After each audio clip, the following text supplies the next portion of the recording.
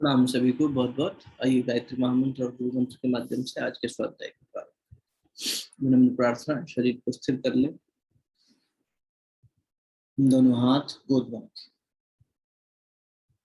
परमात्मा सत्ता का ध्यान करते हुए गायत्री महामंत्र की ऊर्जा को धारण कीजिए। ओम भूर्भुवः स्वः तत्सवितुर्वरेण्यं भर्गो देवस्य धीमहि धियो यो नः प्रचोदयात्। ओम गुरुर्ब्रह्मा गुरुर्विष्णु गुरुरेव महेश्वरः गुरु साक्षात् परब्रह्म तस्मै श्री गुरुवे नमः। अखंड मंडलाकारं व्याप्तं येन चराचरं तत्पदं दर्शितं येन तस्मै श्री गुरुवे नमः। मातृवत् लालयित्री च पितृवत् मार्गदर्शिता नमोस्तु गुरुसत्तायै श्रद्धा प्रज्ञायुता च या। दोनों हथेलियों को आपस में मलिए, प्राप्त देवता को मुखमंडल पर स्थान पर स्पर्श करें। बहुत बहुत प्रणाम सभी को, बहुत बहुत स्वागत और साधुवाद। हम लोग गीता जी में सतोगुण, रजोगुण और तमोगुण के बारे में मनन चिंतन कल भी कर रहे थे और ये देख रहे थे कि किस तरह से पता लगे कि जीवन में कौन सा गुण अभी प्रधान चल रहा है। यद्यपि जीव को तीनों गुणों से परे जाने के लिए कोशिश करनी चाहिए और परमात्मा को ही लक्ष्य रखना चाहिए, लेकिन इन तीन गुणों में भी अगर जीवन संचार चल रहा है तो सतोगुण की ओर प्रेरित ज्यादा हो, सात्विक प्रवृत्ति ज्यादा हमारे अंदर उठे, उसी दिशा में हमारी कामनाएं आगे बढ़े, तो हम कम से कम ये होगा कि परमात्मा के निकट पहुंचना शुरू हो जाएंगे। क्योंकि सतोगुण में पहुंचने के बाद में सिर्फ एक चीज छोड़नी होती है, वो है सुख और ज्ञान का संग। आज पढ़ेंगे तो देखेंगे कि ज्ञान और सुख में भी सुख का ही संग छोड़ना है। जो सुख हमें मिल रहा है ये हमेशा मिलता रहे, ऐसी संगत करने की इच्छा जो है, ये इच्छा का त्याग कर देना है।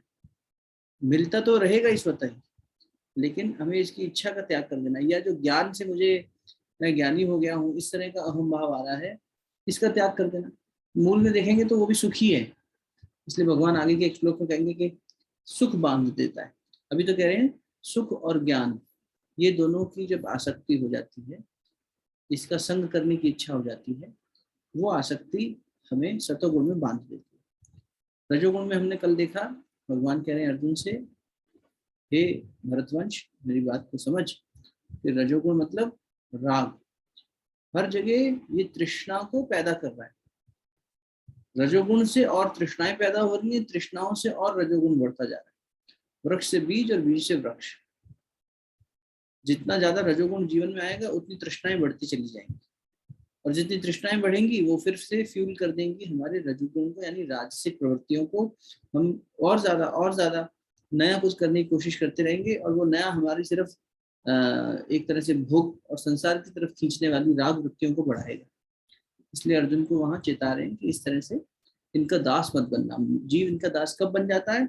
जब इसके साथ आसक्ति कर लेता है, राग के साथ, कर्म के साथ में जब आसक्ति हो जाए, विशेष रूप से कर्म फल के साथ में, मैं ये करूं और मुझे ये मिले, ये राग को पैदा कर दे। सुख और ज्ञान के साथ जब आसक्ति हो रही है तो सतोगुण में बंध रहे हैं, और जब आसक्ति हो रही है, अटैचमेंट हो रहा है किससे? और ज्यादा कर्म फल से, भोग से, तो वो राग को बढ़ावा देते हैं। ठीक है, एक बार नीलम राग वाला, रजोगुण वाला श्लोक पढ़ लेते हैं और उसके बाद आज तमोगुण का पढ़ेंगे। ठीक, ले लो श्लोक।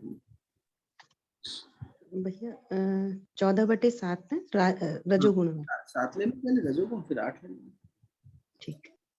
रजो रागात्मकं विद्धि तृष्णा संग समुद्भवम् तन्निबध्नाति कौन्तेय कर्म संगेन देहिनम्। हे अर्जुन, राग रूप रजोगुण को कामना और आसक्ति से उत्पन्न जान। वह इस जीवात्मा को कर्मों के और उनके फल के संबंध से बांधता है। हाँ, आठवां अगला भी ले ले। तमस्त्वज्ञानजं विद्धि मोहनं सर्वदेहिनां प्रमादालस्य निन्द्राभि तन्निबध्नाति भारत। हे अर्जुन, सब देहाभिमानियों को मोहित करने वाले तमोगुण को तो अज्ञान से उत्पन्न जान। वह इस जीवात्मा को प्रमाद, आलस्य और निद्रा के द्वारा बांधता है।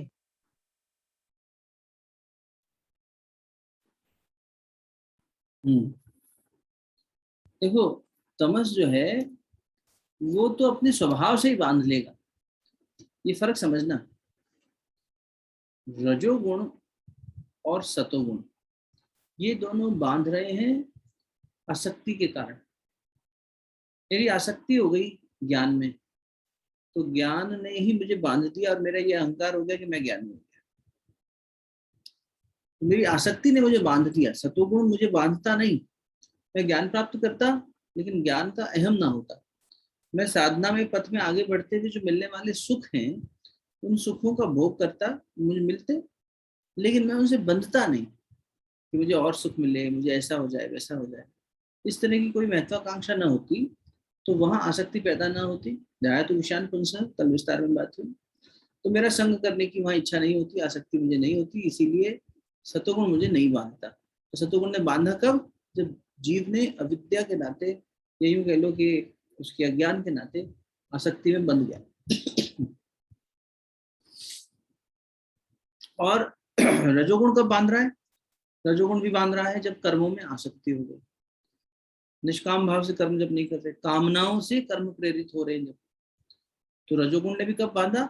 जब हमारी कामना हुई तब, हमारी आसक्ति हुई तब। लेकिन तमोगुण, हे भरतवंश अर्जुन समझो इस बात को, ये तमोगुण तो स्वभाव से ही बांधने वाला है। ये है ही तमस। यदि आप फिर से विचार चंद्रोदय ग्रंथ की तरफ चलना चाहें, फिर से याद दिला दें ब्रह्म चैतन्य इक्वेशन। अब संक्षेप में बताएंगे, जो नए साथियों पीछे सुन लीजिएगा जाके। ब्रह्म चैतन्य यानी सुप्रीम कॉन्शियसनेस प्लस इसके ऊपर उन्होंने अधिष्ठान लिया, माया पर। तो जो इक्विवेलेंट रिजल्ट निकला, इक्वल्स टू व्हाट? बोले सभी समस्त जगह पर व्याप्त होने वाला सर्वज्ञ ईश्वर। इक्वेशन क्या बनी मैथमेटिकली? ब्रह्म चैतन्य प्लस माया इज इक्वल्स टू सर्वज्ञ ईश्वर। ईश्वर प्रकट हो गया उससे, जो सर्वव्यापी है, सर्वज्ञ है, हमेशा है, असीम है। और वही ब्रह्म चैतन्य जब अधिष्ठान ले रहा है, यानी इस पर आधारित हो रहा है अविद्या पर, तो क्या बन गया? जीव बन गया। इक्वेशन याद हो गई होगी अब तक। और ये जीव खुद को अल्पज्ञ मानने की भूल कर बैठा कि मैं तो सीमित हूँ, मैं तो बस छोटी सी बूंद हूँ, मेरी क्या औकात। ये भ्रम में पड़ गया। ये माया है, प्रभु की माया है, ऐसी कि भ्रमित हो गया। और तीसरा, अगर आपको याद हो, तो प्रकृति का जो तीसरा लेवल था, उसको क्या कह के विचार चतुर्वेद ग्रंथ में भी छोड़ दिया है। छोड़ इसलिए दिया क्योंकि वो मूल स्वभाव में ऐसा, उसकी व्याख्या ही नहीं। क्या? ये तो मूल स्वभाव ही इसका है। उसको बोलते हैं तमोगुणी प्रकृति। शुद्ध सतोगुणी, मलिन सतोगुणी और तमोगुण, तीन थे ना? वही तीन ये हैं, सतोगुण, तमोगुण, रजोगुण और तमोगुण।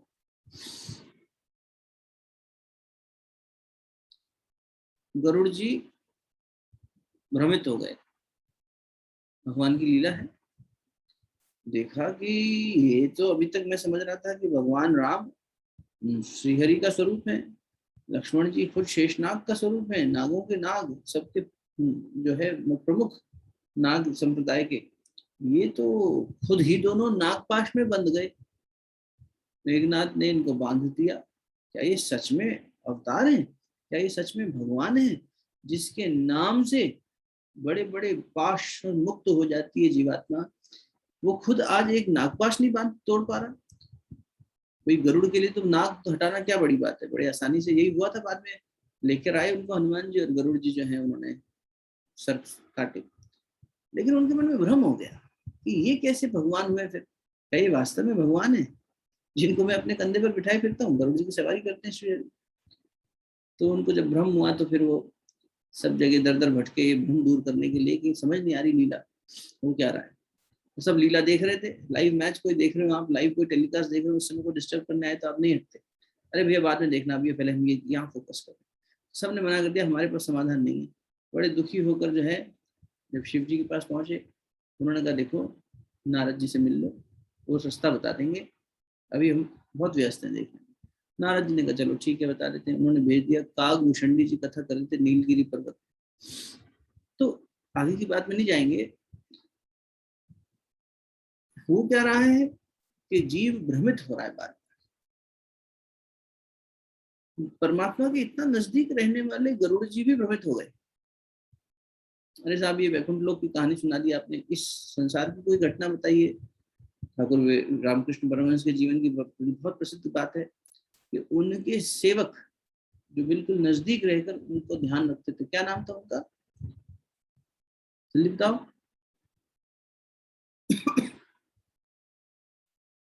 कौन थे ठाकुर रामकृष्ण परमहंस के हमेशा साथ रहने वाले? हृदय भैया, हृदय। हाँ हृदय।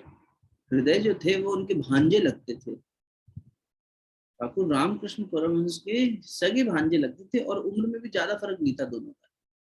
थे तो भांजे, लेकिन पहले काफी संतान हुआ करती थी एक ही परिवार में, तो ठाकुर जो है वो छोटे थे काफी उम्र में, और ये भांजे जो थे ये बड़े थे। तो दोनों मिला के मतलब इनसे शायद 3-4 साल ही छोटे थे, ज्यादा नहीं। लेकिन हृदय जीवन भर ठाकुर रामकृष्ण परमहंस को वो दृष्टि से नहीं देख पाए जिससे स्वामी विवेकानंद ने देखा, जिससे हम सब देख पा रहे हैं, कोशिश कर रहे हैं थोड़ा थोड़ा। भाई भक्ति का भाव, या कोई संत है, कोई महापुरुष है, परमहंस हैं, ये सब दृष्टि इतना नजदीक होकर भी हृदय को नहीं मिल पाई, बंद गया ना जीव। परमात्मा के नजदीक पहुंचना एक बात है, पर परमात्मा को देख पाना, पहचान पाना नहीं। हम कितनी बार सामान ढूंढते ढूंढते बाद में रियलाइज करते हैं अरे यहीं पड़ा था, 2 बार देख चुके, 10 बार देख चुके, हमें कभी दिखा नहीं, अब ये यहीं पड़ा है। भ्रमित हो गए ना हम, इल्यूजन हो गया, हमें लगा नहीं और सामने था। थोड़ी देर बाद फिर से ठंडे दिमाग से ढूंढने लगे, अरे यहाँ तक देख के लौट गए, यहाँ दिखाई, क्योंकि मन कहीं पर ऑक्यूपाइड था, स्ट्रेस्ड था, या जो भी था। ऐसे ही जब हमारा मन अपनी वृत्तियों में चंचल होकर इधर उधर भटकता रहता है, तब वो नहीं देख पाता, और परमात्मा के नजदीक पहुंचकर भी परमात्मा का दर्शन नहीं प्राप्त कर पाता। लाभ लेना तो बहुत दूर की बात है।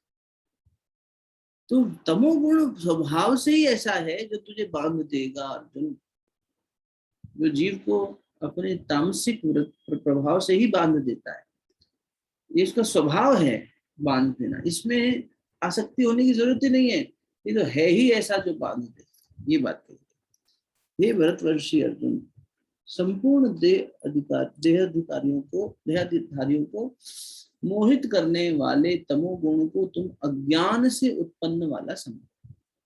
वे प्रमाद, आलस्य और निद्रा के द्वारा देह के साथ अपना संबंध मानने वालों को बांधता है। यह संबंध देह से हो रहा है। जब हम स्वयं को देह मान रहे हैं, शरीर मान रहे हैं, तो शरीर मान लेंगे तो फिर बस शरीर मेरा है और मैं शरीर हूँ। इस 2 तरह का भ्रम होता है, ये दोनों ही भ्रम है। शरीर मेरा है ये भी गलत बात है, नहीं आप कहेंगे कैसे गलत बात है, तो मेरा ही है, तो यही मेरापन तो छोड़ना है। ये ममता हुई ना शरीर में, ये मेरा है, इसे ऐसा रखना चाहिए, वैसा रखना चाहिए, क्योंकि मैं हूँ तो मेरा शरीर तो ऐसा होना चाहिए। अब खुद के बारे में भी भ्रम गलत हो गया, अपना मूल्यांकन भी बहुत सस्ता कर लिया, तो अपने शरीर का भी बड़ा सस्ता किया। मेरा शरीर नहीं है, 5 महाभूतों का शरीर है, उन्होंने बना के मुझे दिया है, प्रकृति ने मुझे उपलब्ध कराया है, यहीं पड़ा रह जाएगा, यहीं खत्म हो जाएगा, मेरे साथ थोड़ी जाएगा। यदि मेरा है तो मेरे साथ जाएगा ना। पीछे आपको याद हो तो इसका उदाहरण ये दिया था समझने के लिए काफी समय पहले। आप कहीं अपना सामान लेकर गए किसी रिश्तेदार के घर, आप अपने बैग में अपने कपड़े ले गए और बिलोंगिंग्स ले गए, सब कुछ ले गए।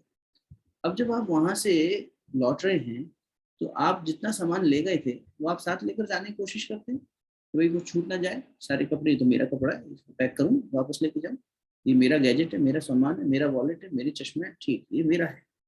तो आपका जो है वो आप खुद लेकर गए। यदि ये शरीर मेरा है तो ये मुझे ले जाना चाहिए, पर ये अधिकार तो मेरे पास नहीं है। जब ये अधिकार ही मेरे पास नहीं है तो मैं इसे कैसे मेरा मेरा मेरा मेरा कह के जो है पूरा जीवन बिता रहा हूँ। कितना बड़ा भ्रम है, अविद्या। इस शरीर को अपना मानने वाले या खुद को ही शरीर मानने वाले, एक स्थिति तो ये हुई कि शरीर मेरा है, उससे भी ज्यादा तामसिक मेरे जैसे लोग तो खुद को शरीर माने बैठे हैं। क्या गड़बड़ कर रहे हैं, कितना घोर अविद्या हो गई। ये मैं ही ये शरीर, मैं क्या हूँ, मेरी पहचान क्या है, बोले मैं शरीर। लो, अपनी आइडेंटिफिकेशन ही गलत कर ली, ये अविद्या हो गई ना। अविद्या अस्मिता राग द्वेषा अभिनिवेशा पंच क्लेशा, अविद्या ही है। तो तमस मूल में अविद्या से ही जनित है, और ये हमें अपने स्वभाव से ही बांध लेता है। इसमें तो तुम कुछ कर्म करो चाहे मत करो, ये तो कर्म को ही छुड़वा देगा, ये तो जड़ता में पटक देगा। देखो क्या क्या कह रहे हैं, प्रमाद, आलस और निद्रा द्वारा। प्रमाद होता है प्रोक्रेस्टिनेशन, इंग्लिश में कहें तो प्रमाद कहते हैं जो करने योग्य है उसे न किया जाए, और जो न करने योग्य है उसे किया जाए, ये प्रमाद है। ऐसा कर लें, नहीं करेंगे, कल करेंगे, बाद में करेंगे, सोचेंगे, वो टालने की प्रवृत्ति हो गई। ये मत कर जो नहीं करने योग्य है। नहीं करने योग्य क्या है कि जड़ता को त्याग, लेकिन हम जड़ता को पकड़े बैठे हैं, उस इनर्शिया को ब्रेक ही नहीं करना चाह रहे। समझ लो, तो तमोगुण क्या हो गया, सॉरी प्रमाद क्या हो गया कि हमारा जो करना चाहिए था श्रेष्ठ कर्म वो नहीं किया। श्रेष्ठ छोड़ो, जो आवश्यकता है वो कर्म कर लेते, आवश्यक कर्म को भी नहीं कर रहा, और जो अनावश्यक है, जो नहीं किया जाना है, उसके पीछे भाग रहा है। जब ऐसी स्थिति होती है उसे प्रमाद कहते हैं। इंग्लिश में प्रोक्रेस्टिनेशन कह देते हैं, टालने की प्रवृत्ति बोलचाल में कह देते हैं, वरना गूढ़ में जाएंगे जो नहीं करने योग्य है। तामसिक व्यक्ति वो ही करता नजर आएगा, क्योंकि उसने अपना मूल्यांकन क्या किया। ये तो बहुत ऊंची बात हो गई कि हम ये सोचने लगे, जो गुरुदेव के आपको बताए थे एक बार के 5 दर्पण की गुरुदेव ने दर्पण साधना करवा दी। छोटा सा मंदिर, गायत्री मंदिर शांति कुंज में। आप दूसरे कहना नहीं चाहिए, लेकिन हम कहीं जाते हैं कितने भव्य मंदिर होते हैं, इतने बड़े बड़े निर्माण में नक्काशियां होती हैं, सब कुछ होता है। गुरुदेव ने बड़ा सिंपल सा मंदिर बनवाया। गुरुदेव कहते थे मंदिर भव्य नहीं दिव्य होना चाहिए, जीवन भव्य नहीं, ये भी मंदिर है ना, भगवान का मंदिर है, ये भव्यता में सजाते हैं हम इसको। ये भव्य, ऐसा सजावट वाला दिखना चाहिए, ऐसा सौंदर्यकरण होना चाहिए इसका, मेरा शरीर है इसको ऐसे सजाऊं, ऐसे बनाऊं, ऐसे करूं। बेसिक देख रेख कर लो भैया, ठीक है, इससे इसका निर्वहन ठीक से होता रहे, इसके हाइजीन को मेंटेन करो, इसकी हेल्थ को मेंटेन करो, लेकिन इसको इसलिए सजा दें क्योंकि मेरा है। जितना बड़ा मैं होगा उतना बड़ा मेरा होगा। ये मेरा है तो मेरे को इस हिसाब से इसकी साजो सजावट करनी है, इसको आराम देना है। इस तरह से इंसान भ्रमित हो जाता है। तो ये भी भव्य नहीं दिव्य होना चाहिए, मन भव्य नहीं दिव्य होना चाहिए, चिंतन भव्य नहीं दिव्य होना चाहिए। दिव्यता है, भव्यता में बदल जाए अलग बात है। दिव्यता है, देवत्व है, तो सब जगह व्यापक होगा ही, निश्चित रूप से वो भी भव्यता में बदल जाएगा, लेकिन वो भव्यता की उद्देश्य से नहीं होगा। नहीं, ये मंदिर में लोग देखने आए, इतना होना चाहिए, इसका ऐसा छत्र होना चाहिए, ये मस्जिद ऐसी होनी चाहिए, वो गुरुद्वारा ऐसा होना चाहिए, वो गिरजाघर ऐसा होना चाहिए, मजार ऐसे होने चाहिए, नहीं, कुछ नहीं। गुरुदेव ने इतना, और देखो प्रमाण ले लो, जब खुशहाल चंद्र जी थे, जिनका बाद में सन्यास का नाम मिला, महात्मा आनंद स्वामी। पहले वो हमेशा कहते थे पहले भी खुशहाल चंद्र था, अभी भी आनंदित हूँ। दोनों ही नाम मेरे वही मिले मुझे मेरे गुरु से। दयानंद सरस्वती जी ने आर्य समाज की स्थापना करी थी। आप में से स्पेशली नॉर्थ इंडियंस को ये आर्य समाज के बारे में ज्यादा पता है, और कई परिवारों में ऐसा सुनने को मिलता है कि हमारे पिताजी, हमारे बाबा, हमारे कोई परिजन आर्य समाजी थे। तो एक समय था जब दयानंद सरस्वती जी ने संसार की, समाज की एक समस्या को समाधान करने के लिए आर्य समाज की स्थापना की। तो आर्य समाज में मूर्ति पूजा नहीं होती थी। ब्रह्म समाज से ही आर्य समाज निकला, और ये अपने स्वामी विवेकानंद, राखाल महाराज, उनके गुरु भाई वगैरह काफी हद तक प्रभावित हुए थे केशव चंद्र जी ने जब ये शुरू किया था ब्रह्म समाज, उससे। और वहां पर भी मूर्ति पूजा नहीं होती थी। तो खुशहाल चंद्र जी यानी महात्मा आनंद स्वामी शांति कुंज आए जब, 1970s की घटना है, एग्जैक्ट ईयर तो हमें याद नहीं। तो उन्होंने गायत्री माता जी के मंदिर के सामने दंडवत प्रणाम किया। तो गुरुदेव ने थोड़ा सा, और गुरुदेव को बड़े भाई के रूप में, वैसे उम्र में गुरुदेव छोटे थे उनसे, बायोलॉजिकल एज में, पर चेतना की उम्र तो होती नहीं। तो गुरुदेव के स्पर्श करते थे, चरण स्पर्श के, नहीं आचार्य जी मुझे पैर छूने, जो आपका स्थान मेरे मन में है उसे मुझे। गुरुदेव कहते भी थे कि गलत परिपाटी लग रही है मुझे, तो आप बड़े हैं मुझसे, नहीं, वो उस आयु की दृष्टि से मैं संसार देखता होगा, पर मुझे आपको स्पर्श करना। तो उन्होंने दंडवत प्रणाम किया, प्रणाम भी ऐसे सरल वारल नहीं, पूरा लेट के प्रणाम किया। जब प्रणाम प्रणाम किया तो गुरुदेव ने थोड़ा सा ऑन लाइटर नोट कहा, अरे जल्दी जल्दी कैमरा लगाओ, इस फोटो खींचो, ये देखो ये निराकार का उपासक आज साकार के सामने दंडवत कर रहा है। तो वो भी समझ गए। अब देखो दोनों चेतना तो ऊंची है ना, दो ऋषियों का आपस में चर्चा हो रही, संवाद हो रही, तो अलग ही लेवल पर होगी। उन्होंने भी संकेत करते हुए एकदम स्पष्ट कह दिया। तो आचार्य जी बुलाते, आचार्य जी जब साक्षात गायत्री सामने बैठी हो तो मैं कैसे नकार दूं? ये दिव्यता होती है। जहां ठाकुर रामकृष्ण परमहंस कह रहे हैं विवेकानंद से, मैं साक्षात काली को देख रहा हूं। जब इतनी प्यास जागेगी परमात्मा साक्षात, और जितना स्पष्ट मैं तुझे देख पा रहा हूँ नरेंद्र, उससे कई गुना ज्यादा स्पष्ट मुझे वो दिखाई दे रही है, सुनाई दे रही है, महसूस हो रही है, ये रही। पर तेरी दृष्टि नहीं है, तू कैसे देखेगा? और जब दृष्टि दी तो परेशान भी हुए थोड़ी देर के लिए, अरे मुझे छोड़ दो, मेरे घर में मेरे सब लोग हैं, पिताजी हैं, तब तो पिताजी भी हुआ करते। तो ये सब हमारी इच्छा पर निर्भर करता है। लेकिन हम कहाँ बंध गए? इन तीन गुणों में, इन प्रकृति के इन तीन गुणों में बंध गए। जीव बंधा कहाँ है? देखिए, प्रॉब्लम का एनालिसिस जब तक ठीक से नहीं करेंगे, डॉक्टर्स होते हैं जब बीमारी का सही निदान कर लेते हैं ना, वही आधा समाधान हो जाता है। डायग्नोसिस सही हो गया तो इलाज भी ठीक हो जाएगा। हो सकता है वो ऐसे ही कोई मीठी गोली खिला दे या फीकी गोली खिला दे, कह के बहुत बढ़िया गोली है, आप ठीक हो जाओगे, और उसके कहने भर से डॉक्टर के और प्लेसिबो इफेक्ट से ही ठीक हो गया मरीज। तो दवा का असर तो बहुत कम बात है, ये तो उसकी सोच और उसकी गहरे अन्वेषण पर निर्भर करता है।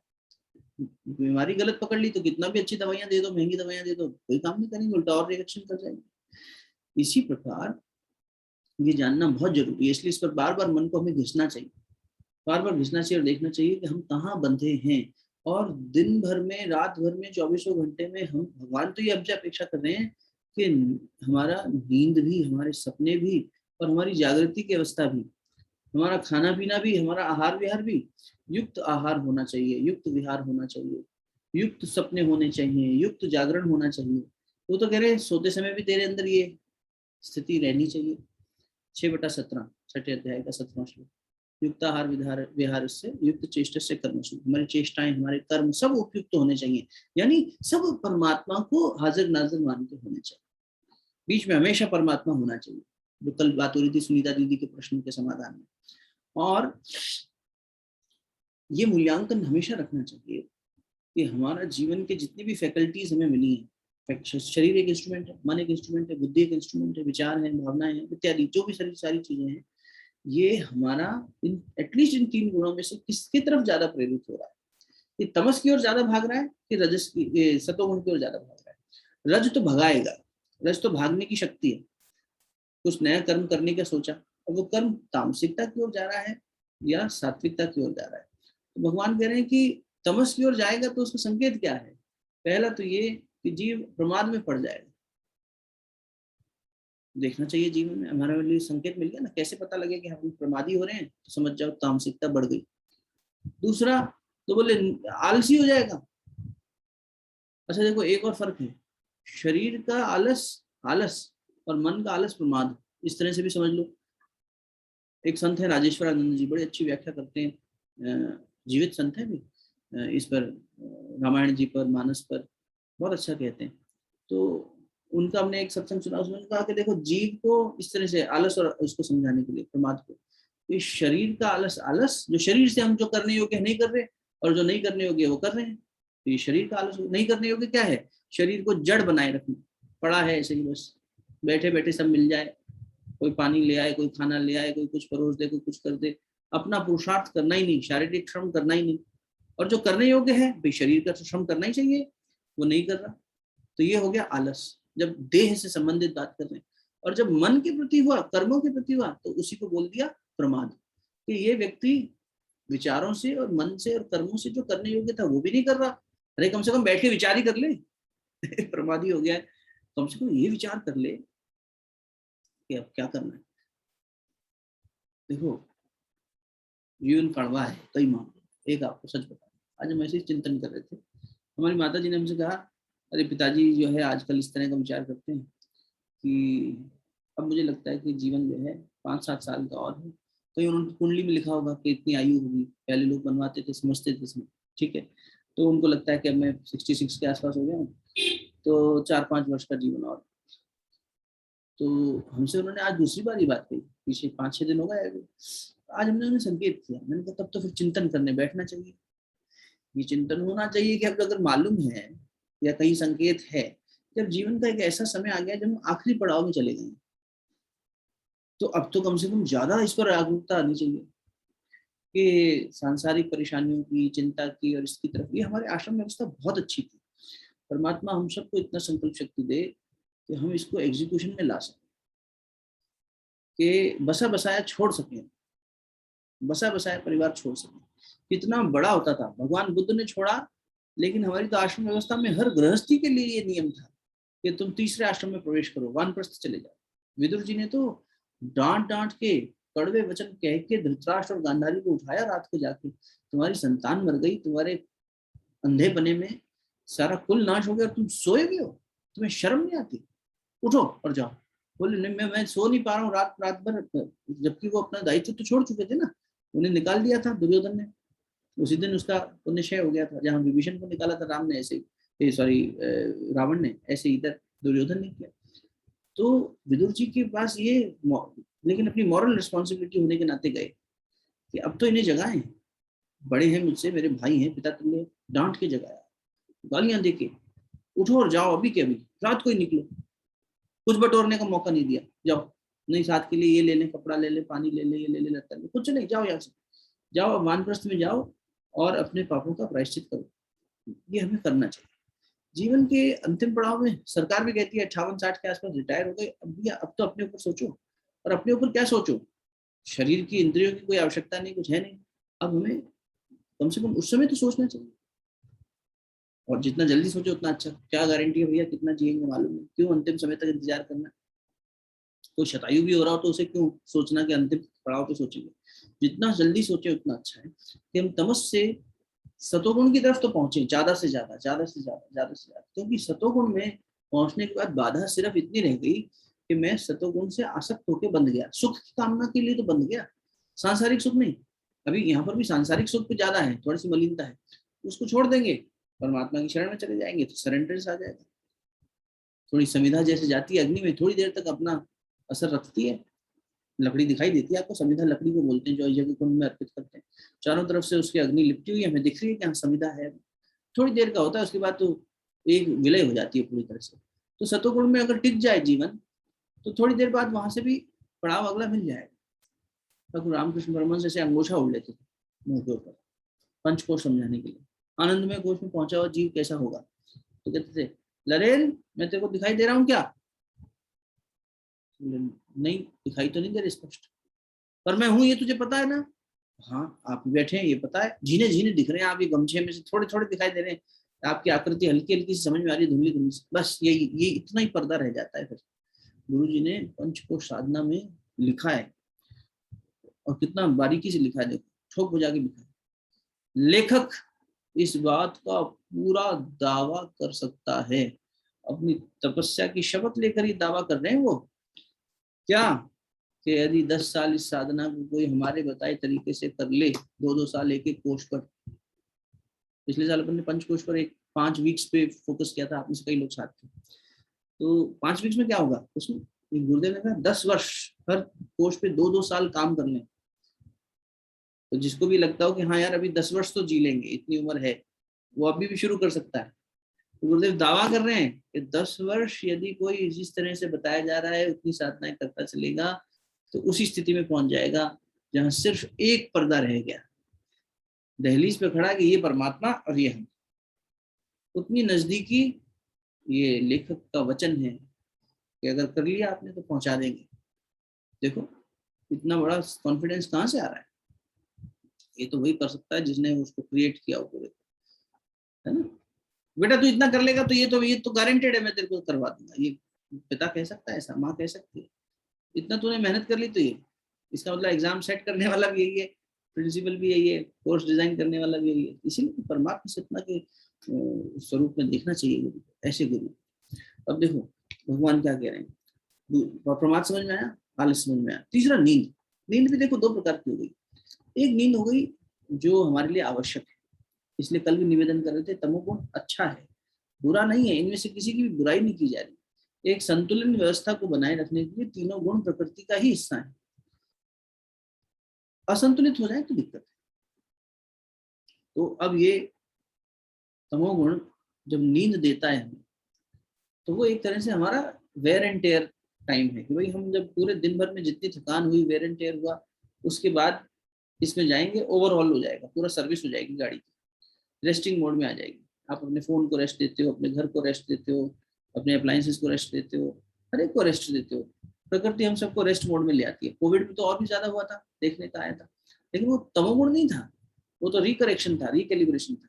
यहाँ क्या है, प्रकृति हमें सुलाती है, हमें विश्राम देती है। उदय ने लिखा, यदि सूर्यास्त ना होता हो तो मनुष्य का मन और मनुष्य की इंद्रियां और ये शरीर के हार्मोन्स भी, क्योंकि सूर्य के साथ में इसमें अलग प्रतिक्रिया हो रही है, सूर्यास्त के बाद में हार्मोन्स में भी चेंज आ रहा है। निद्रा के लिए हार्मोन सिक्रीट हो रहा है, पीनियल ग्लैंड में एक्टिवेशन कम हो रहा है, ये सब चीजें हो रही है ना। और फिर हम जब सवेरे हो रहा है, सूर्योदय हो रहा है, तो उसके साथ साथ शरीर की प्रकृति भी बदल रही है। तो बाह्य प्रकृति से अंतर प्रकृति जुड़ी हुई। जब सूरज प्रधान है तो फिर वैसा चल रहा है, और जब चंद्रमा प्रधान है या रात्रि प्रधान है तो वैसा चलेगा जीवन। यहाँ पर भी परिवर्तन आ जाएगा। तो प्रकृति अंदर की भी बदलेगी और हमें उस दिशा में रेस्ट करने के लिए भेजेगी। तो ये अच्छा है, ये ठीक है, इतनी निद्रा ठीक है। अब कोई पूछे कितनी नींद लेनी चाहिए, तमाम रिसर्च कर करके लोग अपने अपने हिसाब से बताते हैं। गुरुदेव का हमने बड़ा गुरुदेव बोले, बेटा ये आपकी जीवन के उद्देश्य, जीवन शैली पर निर्भर करता है। हाँ, फिर भी मोटा मोटा आंकड़ा दें तो 6 से 6 घंटे की नींद पर्याप्त है किसी भी जीव के लिए। कोई बीमार हो, बुजुर्ग हो, बहुत अलग स्थिति में हो तो बात अलग है, वरना जैसे जैसे जीव का सतोगुण बढ़ेगा वैसे वैसे नींद कम हो जाएगी। स्पष्ट है, तमोगुण कम हो जाएगा, जितना आवश्यक तमोगुण है वो भी कम हो जाएगा, बहुत मिनिमलिस्टिक हो जाएगा। कहते हैं महर्षि अरविंद 4 घंटे सोते थे, महर्षि रमन का भी ऐसा ही था, 3.5-4 घंटे। गुरुदेव 8 बजे सो जाते थे, खाना तो खाए नहीं जीवन भर कुछ, 8 बजे सो जाते थे, 12 बजे से उठ जाते। और फिर बोल एक कहीं संकेत रूप में उन्होंने बताया कि बेटा फिर उठने के बाद में जो उनका नजदीक के लोग थे वो क्रम देखते थे। तो 12 बजे उठने के बाद गुरुदेव जो है अपना दैनिक क्रम जो होता है उससे निवृत्त हुए, स्नान इत्यादि करके अपना जप करने बैठ गए। कितना, 2-5 माला 10 माला का नहीं, 67 माला, 67 रोजरीज। और गुरुदेव ने लिखा है कि एक घंटे में 11 माला अधिक से अधिक हो सकती हैं गायत्री महामंत्र, यानी 5 से 6 मिनट एक माला में लग जाते हैं। और 5.5-6 घंटे का जब हो गया, 6-6.5 घंटे का, वो करने के बाद लेखन क्रम करते थे। उसके बाद पहली चीज पीते थे वो था जल। बेटा पानी तभी पीते हैं जब ये इतना संकल्प पूरा कर लेते हैं रोज का, जन्मों तक, मतलब पूरे जन्म भर करते रहे। तो अब देखो, ये 4 घंटे सोने के बाद में कितना क्रम कर गए, 3000 से ज्यादा पुस्तकें लिख गए, वेदों का भाष्य कर गए, गीता कर गए, नई पुराण लिख गए, सब कुछ कर गए। महापुरुष कम समय में अपनी वो आवश्यकता पूरी कर लेता है, क्योंकि शरीर को थोड़ा रेस्ट देना, उसको दिया, बात पूरी हो गई। लेकिन तो सतोगुण बढ़ता चला जाएगा, और वो नींद भी कैसी होगी, इतनी सात्विक होगी कि उस नींद में भी वो, उसकी चेतना युक्ताहार विहार से युक्त स्वप्नावबोध से, अब उसका स्वप्न भी यानी उसकी निद्रा भी परमात्मा चेतना के साथ जुड़ी हुई है। वो नींद में भी ये नहीं देख रहा है कि वो पटांग सपने आते हैं, कभी ये हो गया, कभी वो हो गया, कभी हमें इतनी भारीपन रहता है उठने के बाद, हमें तो पता ही नहीं है कि नींद का गहराई क्या होती है। आप लोग अगर वेदांत की भाषा में सुनना चाहें तो ऋषिगण कहते हैं कि 3 अवस्थाएं तो हम जानते हैं, जो विचार चंद्रोदय में भी पड़ी थी। कौन कौन सी? जागृति, स्वप्न और सुषुप्ति। सुषुप्ति माने डीप स्लीप। इन तीनों के बाद एक चौथी अवस्था भी होती है, उसकी चर्चा तो सिर्फ कोई गहरा संत ही जान सकता है, हमारी तो पात्रता ही नहीं है उसके बारे में कहने की। वो है तुरीय अवस्था। तुरीय अवस्था, ऋषि जब सोते हैं, परमात्मा चेतनाएं जब सोती हुई दिखती हैं लीला में, शरीर मनुष्य शरीर में आएंगे तो भी मनुष्य शरीर का जो धर्म है वो तो निभाएंगे, तो वो निभाते में, हालांकि लोग इस पे भी प्रश्न करते हैं, हमारे जैसे मूलमती तामसिक लोग ये प्रश्न करते हैं। वो गुरुदेव के पास कोई रहने आए तो उन्होंने गुरुदेव के जो साथ के लोग थे उनसे एक बात कही, उनको कुछ समझ में नहीं आई, वही हृदय जैसी बात कि भाई भगवान के पास रह के भी भगवान को नहीं देख पा रहे थे। तो बोले, अरे आपके गुरु जी तो टट्टी पेशाब भी जाते हैं, खाना भी खाते हैं, ये आपके गुरु जी ये सब सारे काम करते हैं। अरे मनुष्य शरीर में आएगा, जब भी परमात्मा भी आएगा तो भी मनुष्य धर्म का जीव जो शरीर का धर्म है उसका निर्वहन तो करना पड़ेगा ना, तो धर्म पालन है। तो महापुरुष बाहर से सोते हुए दिखते हैं कि चलो सोए हैं, लेकिन चेतना कहीं और विचरण करने चली जाती है, संसार के कल्याण की भावना में और उसी में संकल्प पूर्ति में लगे रहते हैं कि संसार को और बेहतर कैसे बना दे, युग का पूरा परिवर्तन कैसे कर। ये महापुरुष की चेतना होती है, समझ। तो कितनी देर सोए, चलो भाई हम अपनी बात करें, यहाँ पे बात हो रही तमस में, तब भी विज्ञान भी मान रहा है। और अगर संतुलित जीवन शैली है तो आप खुद पाएंगे 5 से 6 घंटे, अधिक से अधिक 6 घंटे। और सबसे अच्छी नींद कब की, थोड़ा सा विषय चल रहा है नींद का तो उस पर और बात कर लेते हैं। अब तो वैज्ञानिक भी मान रहे हैं रात 9 बजे से रात 2 बजे के बीच की जो नींद है, ये 5 घंटे तो सबसे श्रेष्ठतम है। इसीलिए आप कभी किसी आश्रम व्यवस्था के जीवन में जिएंगे, वहां 9 बजे के आसपास आपको सुला दिया जाएगा। ये हो जाएगा कि विश्राम की स्थिति में चले जाइए, बिस्तर पे लेट जाइए, धीरे धीरे नींद जब आएगी तब आएगी, लेकिन लेट जाइए, नेत्र बंद करके वहीं रहिए, नहीं नींद आए अपना ध्यान जप करिए। लेकिन 9 बजे के बाद संसार छूट जाना चाहिए, और फिर सवेरे 3 बजे जागरण हो जाएगा। 3 साढ़े 3 मौसम के हिसाब से आधा घंटा आगे पीछे कर, शांतिकुंज में ये डिसिप्लिन चला रहा है कई सालों से। सर्दी में वो 3:30 कर दो, गर्मी में 3 कर दो, और बस उसके बाद से आप जीवनचर्या शुरू। 8 साढ़े 8 बजे तो लंच हो जाता है, 4 बजे डिनर हो जाता है। शांतिकुंज में ऐसी व्यवस्था है, माता जी के चौक में ब्रेकफास्ट का सिस्टम हो गया। और कड़क भूख लगती थी हम लोगों को, हम जैसे खाते थे जैसे लोग कब के भूख पे बैठे। सुबह 8:30-9 बजे तो हमारा लंच हो जाता था, धत करके 9 साढ़े 9 बजे। ये बात है। तो इसलिए कितने बजे सोएं, कितने बजे उठें, इस पर चिंतन करना चाहिए। सात्विक जीवन जीने वाले को ये देखना चाहिए कि उसको जितना आवश्यक तमोगुण है उतना बैलेंस्ड रहे, बस उससे ज्यादा कहीं हमारा शरीर सिर्फ आलस में इसलिए तो नहीं पड़ा कि हमें भैया कोई है सेवा करने वाला आसपास। अरे हो तो भी अपना श्रम खुद करिए। गुरुदेव का एक हमने लेख पढ़ा, मूड खराब क्यों हो जाता है, छोटा सा लेख, बड़ा इंटरेस्टिंग टॉपिक था। हम लोगों को लगता भी है मूड खराब हो जाता है हमारा, बार बार चिड़चिड़ापन आ जाता है, मूड खराब हो जाता है। तो उसी में उन्होंने समाधान लिखा, 2 पैराग्राफ पर लेकर छोटा सा। दूसरे में लिखते हैं पैराग्राफ में समाधान क्या है। तो बोले कि जो शारीरिक श्रम ज्यादा करता है, जैसे कोई मजदूर हो, कोई ऐसा व्यक्ति हो जिसको शरीर से खूब मेहनत करनी पड़ती है, रिक्शा पुलर है, कुछ भी है, किसान है बेचारा हमारा भाई जो खूब मेहनत कर रहा है, ऐसे लोगों को, अब मूड खराब ना हो इसके लिए समाधान दे रहे, ऐसे लोगों को मानसिक व्यायाम करना चाहिए। इनको दिन भर में 1 घंटे का समय निकालना चाहिए, कम से कम आधा घंटा जरूर निकालना चाहिए, जहाँ इनके दिमाग की कसरत हो, मानसिक व्यायाम करो। जैसे पहले पहेलियां बूझी जाती थी, आजकल तो ये जमाना आ गया सुडोकू खेलने का। पहले पहेलियां बूझी जाती थी, खेल खेल में सीखा जाता था, जिसमें मानस पे थोड़ी सी, चिंतन पे, बुद्धि पे थोड़ा सा जोर पड़े। तो ये रिक्रिएशन वैसा होना चाहिए, वैसा व्यायाम होना चाहिए, उससे इनका मूड संतुलित हो जाएगा। और रिवर्स कर दो, जो मानसिक काम ज्यादा करते हो, शरीर से ज्यादा हिलते डुलते ना हो, जैसे हम आप लोग आजकल कंप्यूटर के आगे, आज की जनरेशन कितना बैठी रहती है, फोन के आगे कितना बैठी रहती है, एक जगह जम गए, ऑफिस में लॉग इन किया, 12 घंटे बाद लॉग आउट कर रहे हैं। तो ज्यादा समय उनका एक जगह स्थिर होकर, एक जगह बैठ के, और मानसिक चिंतन बहुत कर रहे हैं, मानसिक व्यायाम बहुत कर लिया दिन भर में, खूब कसरत लड़ ली, तो अब इनको शारीरिक व्यायाम जरूर करना चाहिए। जो दिमागी काम ज्यादा करता है, पहले के लोग भी थे, आजकल कंप्यूटर जमाना आ गया, लेकिन पहले भी वैज्ञानिक रहे हैं, चिंतक विचारक रहे हैं, मनीषी रहे हैं। तो जो मानसिक कर्म ज्यादा कर रहा है वो शारीरिक व्यायाम करे, और जो शारीरिक कर्म ज्यादा कर रहा है दिन भर में वो मानसिक कर्म व्यायाम करे, तो उसका ये मूड स्विंग होना और ये सब होना ये ठीक हो जाएगा। विज्ञान है पूरा उसका। तो गुरुदेव ये हमें देखना चाहिए, सतोगुण में पहुंचा हुआ व्यक्ति, पहले भी आपसे निवेदन कर चुके हैं, अपने तमोगुण और रजोगुण को देख पाएगा, मूल्यांकन ठीक कर पाएगा, आत्मूल्यांकन।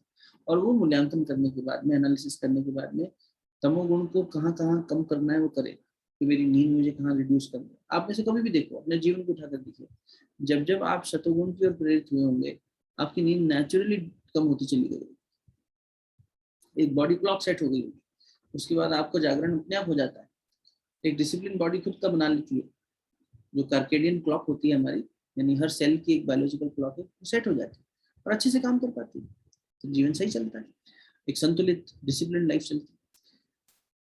तो किसने बांधा हमें, देह से अपने संबंध को सच्चा मान लिया, तो उसी से तामसिकता ने हमें बांध दिया, तमस ने मान दिया। इसलिए भगवान कह रहे हैं कि हे अर्जुन, तू सतोगुण की ओर प्रेरित हो, अगले श्लोक को लेना जरा, किसी को प्रश्न है क्या इस बीच? अगला श्लोक ले लें, कुछ बात जोड़नी हो तो निसंकोच आप जोड़ सकते हैं, नहीं तो 9वां श्लोक देखते हैं।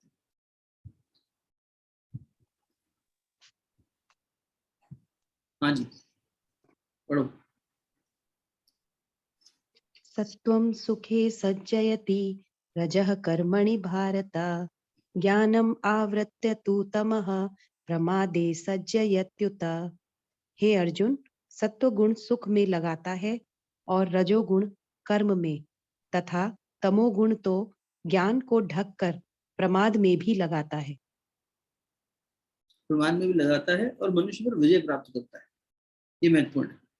कैसे विजय प्राप्त करता है, जो पीछे व्याख्या करी उसी को भगवान फिर से रिकैप करा रहे हैं कि सतोगुण सुख में, रजोगुण कर्म में और तमोगुण ज्ञान को ढक के प्रमाद में लगा देता है, जो ज्ञान का ही हरण कर लेता है, तमस।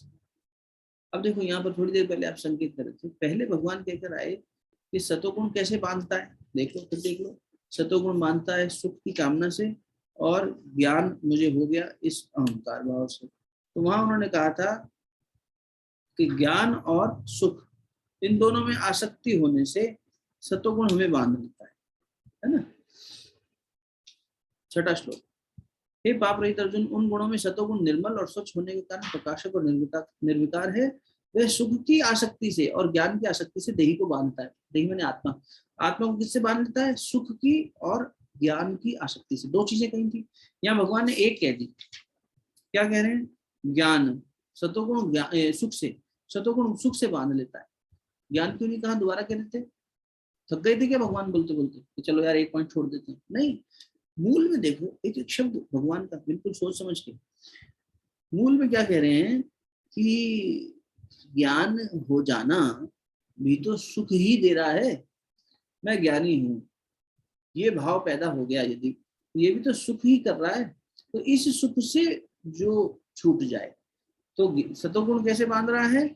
सुख से विजय प्राप्त कर ली इसने जीव के ऊपर, देही के ऊपर। और रजोगुण कैसे कर रहा है? बोले कर्म में लगाकर। और तमोगुण ने क्या किया? इसने तो अरे घोर अंधकार कर दिया, इसने तो अंधेरा कर दिया, ज्ञान को ही ढक लिया, ज्ञान रूपी सूरज को ढक लिया, अंधकार कर दिया। तो अब सूरज निकल नहीं रहा, इतना हो गया दिक्कत, परेशानी हो गई। ठीक है ना, उसी बात को रिकैप किया। अगला ले लेते हैं 10वां लोग।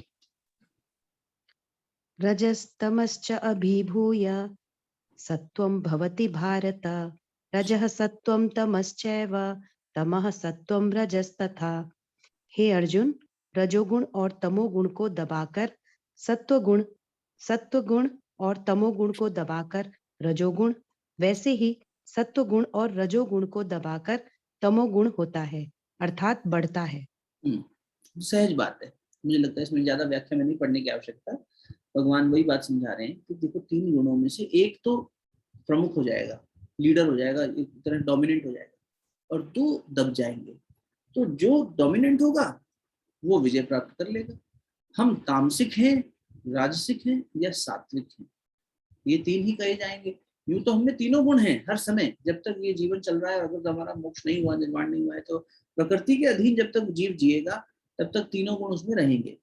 लेकिन ये तीन गुणों में जो प्रधान होगा मनुष्य को, वैसा ही कहा जाएगा। कल्याण नाम की पत्रिका में एक कहानी पढ़ी थी कि ऐसे बैठे हैं भगवान शिव जी और नारद जी उनके पास पहुंच गए। बोले आप थोड़ा महाकाल हैं तो काल की गति समझते हैं, ये मनुष्य बैठा है नीचे, जरा देखिए धरती लोग पर। हाँ, बोले नारद जी को देखते, बोले मान लीजिए कि अभी इसने शरीर छोड़ा, इसका काल पूरा हो गया, तो इसे क्या गति मिलेगी भगवान? बोले बेटा ये नरक में जाएगा, तामसिक चिंतन कर रहा है, प्रमादी है। अगर इस पल में जीवन छोड़ा तो फिर नारकीय गति होगी। अच्छा, थोड़ी देर बाद फिर भगवान अब देखो, बेटा अब ये सतोगुण में है, अब उसमें चला जाएगा, स्वर्गीय गति हो जाएगी, मतलब कल्याण में गति हो जाएगी। कल्याण तो दोनों में ही है, लेकिन इसमें थोड़ा सा यातनाएं ज्यादा होंगी, कष्ट ज्यादा होंगे, सारे पापों का बोझा उठाना पड़ेगा उसी दिशा में। किसी देखो क्या है, तामसिक में कष्ट ज्यादा क्यों है? क्योंकि अज्ञान हो गया ना, तो अब ज्ञान ही नहीं हो रहा किसी चीज का, जो करने योग्य वो कर ही नहीं पा रहे, ये विवेक ही खत्म हो गया। और क्योंकि ये समझ खत्म हो गई, इसलिए जीव ने हर चीज को पकड़ा हुआ है, मुट्ठी नहीं खोल रहा। स्वामी विवेकानंद कहा करते थे, बंदर पकड़ने के लिए लोग क्या करते हैं पता है? बहुत सरल है बंदर पकड़ना। एक ऐसी मटकी होती है जिसके अंदर जाल बिछा हुआ होता है, तो जो जो अंदर बांध लेता है। तो अगर उसमें हम भी हाथ डालेंगे हमारे साथ भी वही होगा, और क्योंकि बंदर हमारे नजदीक का है थोड़ा प्राणी जगत में, तो वो भी वैसी हरकत करता है। उसमें चने डाल देते हैं, और अंदर एक पंजा होता है, शिकंजा होता है, उसके अंदर जब डालता है वो बंदर अपना हाथ और चने उठाता है, जैसे ही वो अंदर डाल के मुट्ठी बंद करता है, उससे एक ट्रिगर हो जाता है और उससे वो पंजा बंद हो जाता है, वो पूरा शिकंजा कस जाता है। अब बड़ा सरल है उसको खोलना भी, बहुत सरल है। क्या है, वो अपनी बंदर अपनी मुट्ठी खोल दे तो वो ट्रिगर फिर से लूज हो जाएगा और वापस नया ट्रिगर जनरेट हो जाएगा और वो खुल जाएगा शिकंजा। बस उसे अपना पंजा खोलना है, मुट्ठी खोलनी है। जिस मुट्ठी में उसने चने पकड़ लिए वो उसे छोड़ने, लेकिन बंदर उसे छोड़ नहीं पाता। लोभी, तामसिक आदमी लोभी हो जाता है क्योंकि अज्ञान में है। तो इसी तरह से कर्म करेगा कूट पकड़, और जो नहीं पकड़ने योग्य है उसे पकड़े रहेगा। तो कष्ट क्यों हो रहा है? हमसे कहा जा रहा है छोड़, हम कह रहे नहीं छोड़ेंगे। अरे छोड़, इसमें तेरा नुकसान है, हम नहीं छोड़ेंगे। छोटा बालक अबोध होता है, कोई ऐसी चीज उठा के, चाकू या कोई नुकीली चीज या माचिस या कोई ऐसा ज्वलनशील पदार्थ जिससे उसको नुकसान पहुंच सकता हो, वो उसने उठा लिया हाथ में। अब माँ बाप उसके हित के लिए समझा रहे हैं, बेटा इसे छोड़ दे, इससे तेरी चोट लग जाएगी, तेरा नुकसान हो जाएगा ना। इसी में रेजिस्टेंस चल रही है। उसे भलाई से कह रहे हैं तो भी, डटाई से कह रहे हैं तो भी वो छोड़ने को तैयार नहीं। तो दिक्कत किसकी वजह से हो रही है? उस चीज को जिसने उससे पकड़ा हुआ है वो कष्ट दे रही है क्या? नहीं। जो उसे ये समझा रहा है कि इसे छोड़ दे वो कष्ट दे रहा है क्या? नहीं। उसकी महत्वाकांक्षा, उसकी कामना, उसकी ये जिद, उसकी ये आसक्ति उसे कष्ट दे रही है। सतोगुण में पहुंचने के बाद भी आसक्ति ही कष्ट दे रही है। इसलिए गुण तो शुरू में भगवान ने कह दिया, तीनों गुण वैसे देखा जाए तो इतने छोटे हैं, इतने लेस पावरफुल हैं आत्मा के सामने। आत्मा को कैसे बांध सकते हैं? जो कभी जलाई नहीं जा सकती, बांधी नहीं जा सकती, पकड़ी नहीं जा सकती, जिसका कोई और छोर नहीं पता, उसे कैसे ये बांध लेंगे? लेकिन इसलिए बांध लेते हैं क्योंकि आत्मा के ऊपर अज्ञान का अंधकार आ गया, तो तमस आ गया, या वो खुद को रजोगुण में, कर्मों में आसक्त कर ली। तमोगुण होना मतलब अपने आप को शरीर मान लेना, कर्मों में आसक्त हो जाना रजोगुण। और फिर सतोगुण में आने के बाद भी उससे आसक्ति नहीं छूट रही, इसलिए दुखी हो रहा है बार बार। अरे गुरु जी की एक दर्शन मिल जाए, एक झलक मिल जाए, नहीं मिल रही तो दुखी हो रहा है। अरे गुरु वो शरीर है क्या सिर्फ, जो उसकी झलक पाने के लिए लालायित हो रहे बार बार? हमने तो गुरु जी को भी देखा नहीं, क्या हो गया तुमने देखा? महसूस करने की चीज है, स्थूल तक क्यों मानते हो उसको? कई बार आपको सुना चुके हैं, लेकिन सत्संग में रिपीटेशन होना कोई गलत नहीं है, बार बार होना चाहिए। पीताम्बर शास्त्री जी की कहानी। पीताम्बर शास्त्री जी जो है वो यहाँ के थे, मेरठ के। उनका उस समय उत्तराखंड नहीं बना था, तब की बात, मथुरा के समय की बात है, जब गुरुदेव मथुरा में थे, 1950 के दशक की बात। गुरुदेव ने अपने 24 साल की महापुरुषों की पूर्णाहुति के लिए महायज्ञ किया। उस समय जब ये पत्राचार भी बड़ा देर से होता था, टेलीग्राम वगैरह, 3 लाख लोग इकट्ठे हुए, गायत्री मंदिर की स्थापना करी, उसमें गायत्री माता को साक्षात बिठाया, प्राण प्रतिष्ठा करी गुरुदेव ने। माता जी ने अपने सब जो भी उनके पास पूंजी थी, जेवर थे, विवाह में उनके पिताजी ने दी, सब बेच दिया और गायत्री तपोभूमि की स्थापना करी। बोले ये सब मेरे को थोड़ी ना लेके जाना है अपने साथ में, इसकी स्थापना करो, भगवान की स्थापना करेंगे। और वो उस तरह से हुआ। वहां पर एक व्यक्ति को पता लगा भी भंडारा है, चलो चलते हैं, बात करके फिर शांति पाठ करें। तो वो पहुंच गए और उनका भी, मैं तो निरक्षर आदमी, वो हंसिया चलाना जानते थे, फावड़ा चलाना जानते थे, हथौड़ा चलाना जानते थे, रिक्शा चलाना जानते थे, इस तरह के काम जानते थे। वो सोचे मुफ्त में खाने को मिलेगा, 2-4 दिन भंडारा चलेगा, जब तक चलो अपना गुजारा हो जाएगा। वो मथुरा में पहुंचे और उन्होंने सब इसका भंडारे का लाभ लिया, कोई खास सेवा वगैरह नहीं करी, पूर्ण रूप से अपने आप को बस सिर्फ आश्रित मानना, वैसे वाले व्यक्ति थे। और उसके बाद में जब जाने लगे तो किसी ने पीछे से आवाज दी, पीताम्बर। वो पीछे पलट के देखे, बोले तो आचार्य जी आवाज दे रहे हैं, जिन्होंने सारे यज्ञ का आयोजन किया था। ये मुझे कैसे जानते हैं? मैं तो यहाँ किसी को अपना नाम तक नहीं बताया, मैं तो चुपचाप बसता रहता था, कोई मुझे देख ना ले, कहीं कोई देख के, कोई सिक्योरिटी वाला या कोई जिसकी वॉलंटियर की ड्यूटी लगी वो डांट ना दे। तो मैं तो खुद को छुपा के रखता था, ये कैसे मेरा नाम तक जानते हैं? तो पहले तो इसी बात से सब पका गया। फिर उनको बुला के गुरुदेव ने कहा, देख तूने मेरा अन्न खाया ना बेटा, अब तुझे मेरा काम तो करना पड़ेगा। काम क्या करना है? काम ये करना कि ये किताब है, ये ऐसे ले जाना, और इसको घर घर पहुंचा दे बेटा। ये अखंड ज्योति नाम की हमारी पत्रिका है। अरे महाराज कोई काम भी बताना है तो ऐसा काम बताओ, पनिशमेंट भी देना है, मैं संक्षेप में बता रहा हूँ, तो समय के ध्यान में रखते हैं। तो वो बोले कि अरे आचार्य जी मेरे को कुछ भी नहीं आता, कुछ बोलना तक ठीक से नहीं जानता हूँ, किताब उल्टी कैसे होती है सीधी कैसे होती है ये तक मुझे बोध नहीं है। आप ऐसा करिए, आपको मुझे अगर दंड ही देना है क्योंकि तो मेरे लिए दंड जैसा है, तो आप मुझे कोई मजदूरी का काम बता दो, मैं वो कर। नहीं बेटा तो एक काम कर, 4 लाइन रट ले, ये हमारे गुरु जी की किताब है, आपको पढ़ने के लिए भेजी है, आप पढ़ के देखिए, अच्छी लगे तो इसका पंजीकरण करा, नहीं तो फिर आऊंगा वापस दे देना। अरे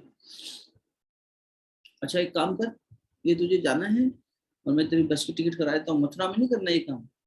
उन्हें भेज दिया था उन्होंने गाजियाबाद, वहां जाके करना। अरे गुरु जी अच्छे गले पड़ गए आप, हमने तो 4 समय का खाना क्या खा लिया आपने, हमें बंदी बना दिया। अब वो सोचे मन में कि यार इनसे छुटकारा पाने के लिए हाँ कर दो। और उसने कहा कि मेरा निर्वाहन कैसे होगा महाराज। बोले तेरे को देख एक लेंस दे देता हूँ। गुरु जी ने लेंस मंगा दिया, छोटा लेंस आता ना, और उससे ऐसे ऐसे ऐसे करके देखना और किसी का भी हाथ हाथ में पकड़ लेना और तू जो बोलेगा वो सत्य होगा। अरे ये तो पिटवाने वाला काम हो गया, लेकिन देखो ऋषि सोच के काम करते हैं एकदम। गुरुदेव ने उसको कहा तू बस मेरी बात मान और जा कर। उन्होंने भी बोला बोला पिंड छुड़ाना भी है, पीछे छुड़वाओ। टिकट ली और पहुंच गए बस अड्डे पे, सुबह सुबह पहुंचे। बोले करके देखते हैं, क्योंकि प्रभाव तो हो गया था मन पर, मेरा नाम भी जान गए, सब कुछ जान गए, इतना बड़ा इनके इनके अकेले के दम पे इतने लोग आ गए तो इनमें कुछ शक्ति तो है।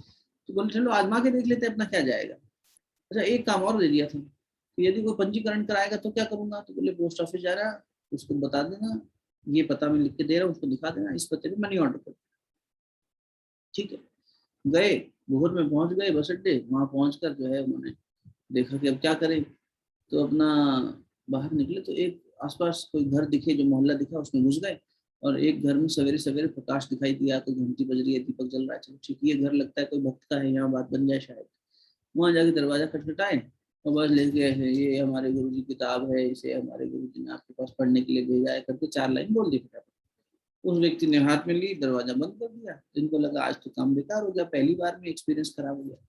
तो ये जब वापस लौटने लगे तो वो दरवाजा फिर खुला पीछे से, उन्होंने आवाज दी, बोले ये साल भर का पैसा, इसका जो रजिस्ट्रेशन फीस है ये लो।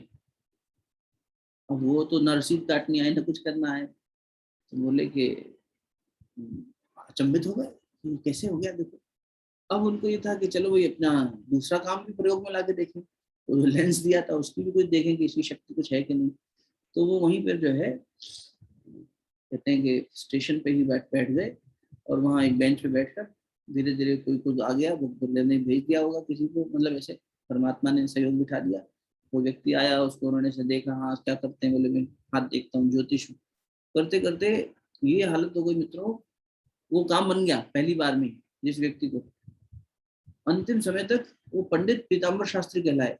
जो व्यक्ति निरक्षर था वो पंडित हो गया, लोगों का भविष्य बताता था। और हमने जिससे ये घटना सुनी, आदरणीय हमारे डीपी सिंह बाबू जी है, वो भी विश्वविद्यालय में सेवा देते हैं, उनको भारत सरकार पद्म भूषण देना चाहती थी, इतना महान उनका सेवा था, उन्होंने मना कर दिया। तो वो बोले मैं खुद उनके पास इसी तरह मिला था, स्टेशन पे बाहर ही सामने होटल है, वहीं पे लिखा हुआ होता था पंडित पीताम्बर शास्त्री मिलने का समय ये से ये तो परमानेंट तख्ती लगी हुई रहती। उनका कमरा भी वही फिक्स रहता था, समय भी फिक्स रहता था, वो आते थे वहां मिलते। मैं आपकी बात क्यों ले गया पीताम्बर शास्त्री जी के पास। पीताम्बर शास्त्री उस दिन के बाद 1950 मतलब 53 की घटना बता रहे हैं, तब से 50s की, अर्ली 50s की गुरुदेव ने स्थापना कर दी थी गायत्री माता की।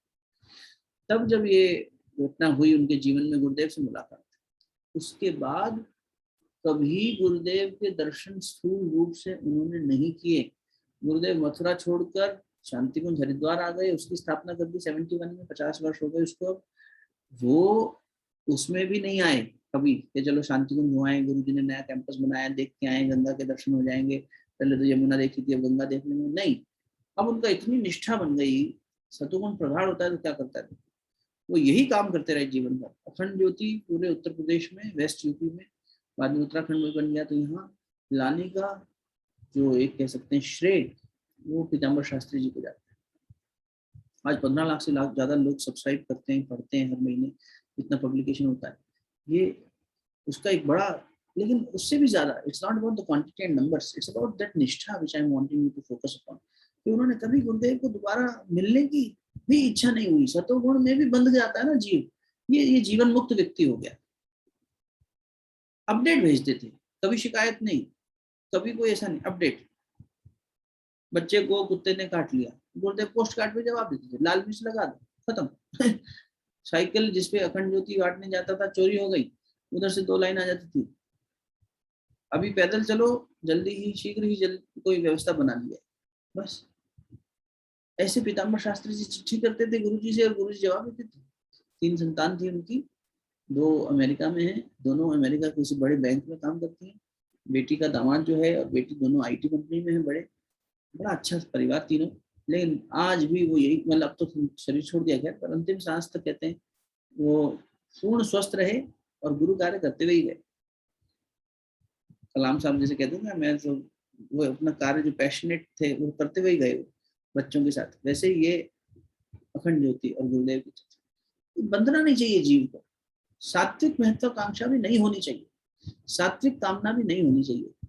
चलो अभी बिल्कुल हम नर्सरी में हैं, ये ऊंची बात हो गई तो हम इतना कर लेंगे, सतोगुण की तरफ से प्रेरित हो, तमोगुण जितना छोड़ सकें, शरीर को जितना आवश्यक है उतना ही आराम दें, जितना आवश्यक है उतना ही भोजन दें, जितना आवश्यक है उतना ही बोलें, जितना आवश्यक है उतना ही सोचें, जितना आवश्यक है उतना ही सांसारिक कर्मों में लगें, और वो भी फल की इच्छा से नहीं, तो उससे मुक्त रहेंगे। नहीं तो हर छोटी छोटी चीज में फंसते चले जाएंगे, हर छोटी चीज में यहाँ क्या हो रहा है, वहाँ क्या हो रहा है, उस देश में क्या हो रहा है, पड़ोसी घर क्या हो रहा है, अपने घर क्या हो रहा है, ये 2 लोग क्या बात कर रहे हैं, उसका फोन आया, किसका फोन आया। आदमी 50 ये इससे मुक्त नहीं होता तो टीवी चला के बैठ जाता है और देखता रहता है, ये क्या कह रहा है, उसने क्या जोक मारा, इसने क्या किया। तो ये सब में क्यों फंसना। आप जो व्यवसाय में है करिए, आप जिस प्रोफेशन में करिए, आप जीवन के जिस पड़ाव पे हैं, आप होम में करें, ठीक है, बहुत बढ़िया बात है।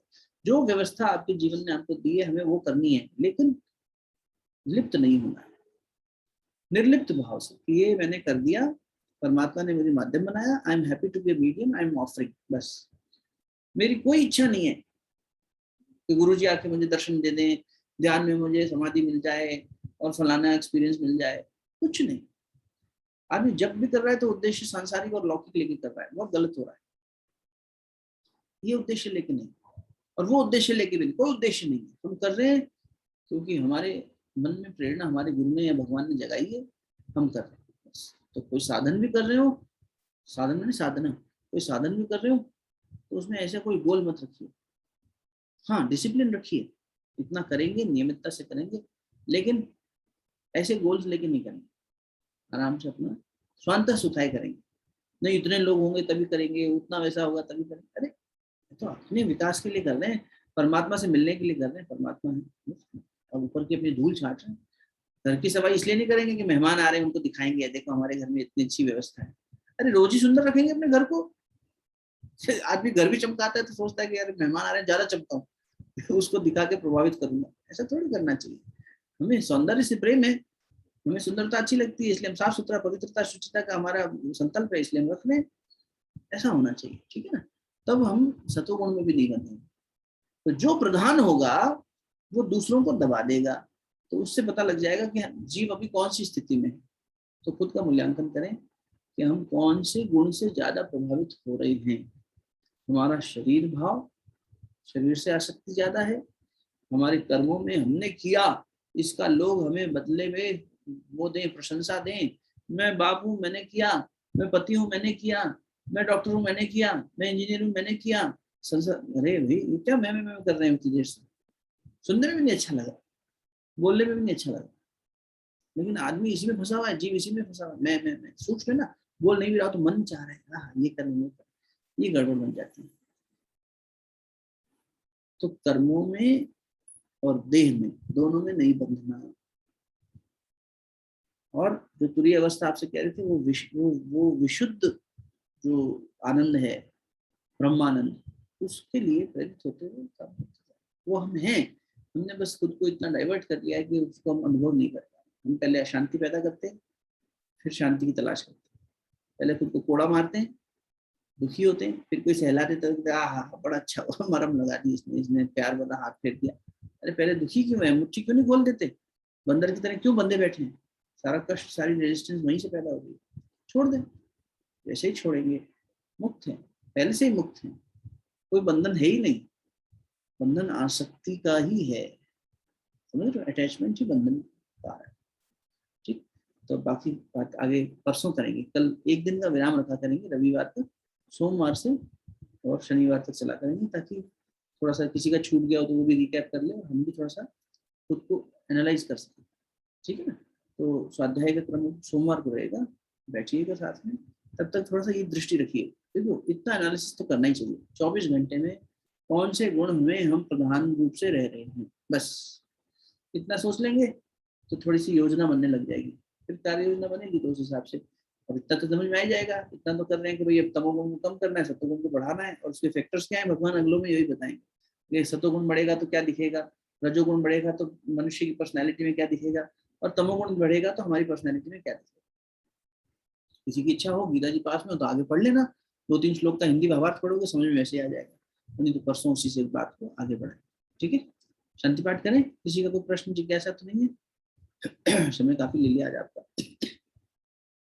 करें शांति पाठ, चलो शरीर को स्थिर कर लें, सभी से विनम्र प्रार्थना, नेत्र कोमलता से बंद, कमर सीधी करके दोनों हाथ गोद में रख के बैठेंगे, परमात्मा से पूरे मन के गहरे अपने आभार व्यक्त करते हुए उस परमात्मा चेतना से प्रार्थना करेंगे कि हमें अज्ञान से ज्ञान की ओर ले चलिए, ये तमस से रजस, रजस से सत्य और सत्य से आप, ये क्रम हमारा बन जाए, हम ये तमस में, प्रमाद में, आलस में, निद्रा में, लोभ मोह अहंकार में, इसमें जो फंस गए हैं, इससे मुक्ति कराइए।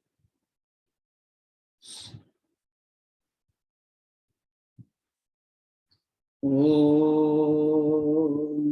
असतो मा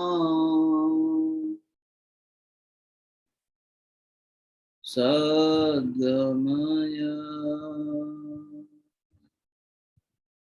तमसो मा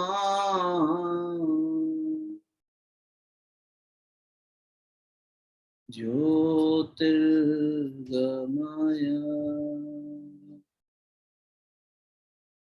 मृत्योर्मा अमृतंगमय।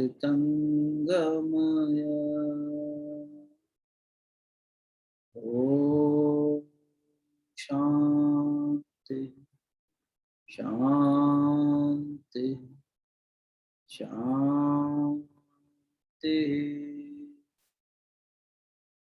कण कण में व्याप्त परमात्मा चेतना को दोनों हाथ जोड़कर मस्तक झुकाकर नमन करें। ओम नमोस्तनंताय सहस्रमूर्तये सहस्रपादाक्ष शिरोरुबाहुवे सहस्रनाम्ने पुरुषाय शाश्वते सहस्रकोटि युगधारिणे नमः सहस्रकोटि युगधारिणे नमः।